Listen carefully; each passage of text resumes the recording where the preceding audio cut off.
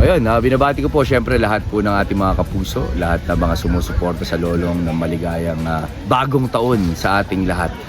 Sana po ay maging masigana at mabiyaya po ang ating magiging bagong taon. Wala po mapahamak.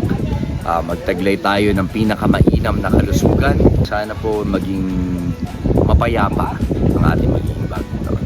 And guys, it's actually my last day ng taping for Lolong this year.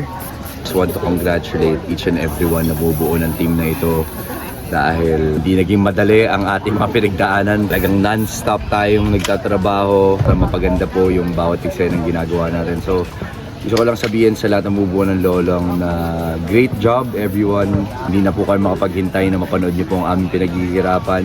Hindi na yung mga eksena nakakatuwa dahil yung mga ginagawa namin noon sa season 1 parang mas lumalaki at lumalawak ngayon, mas dumami yung cast, mas marami mga pasabog, mas mabibigat ang bawat eksena. So, you know, yun naman ang aming kagustuhan na syempre kung ano po yung naipakita namin ng season 1, gusto po namin yung mahigitan dahil deserve nyo po na magandang programa. Ang wish ko lang for everyone, mas pagpalain tayo ng Panginoon Diyos, mas maging masagana at mabiyaya ang ating magiging bagong taon. Wala pong mapahamak ni isa sa atin sa buong panahon na gagawin natin ng programa na ito. Magtulungan tayong lahat, maging isang ating hangarin, yun ang makapagbigay ng inspirasyon sa bawat manonood. I can't wait na muli pong makasama ang aking mga kasamahan dito po sa Lolong sa January.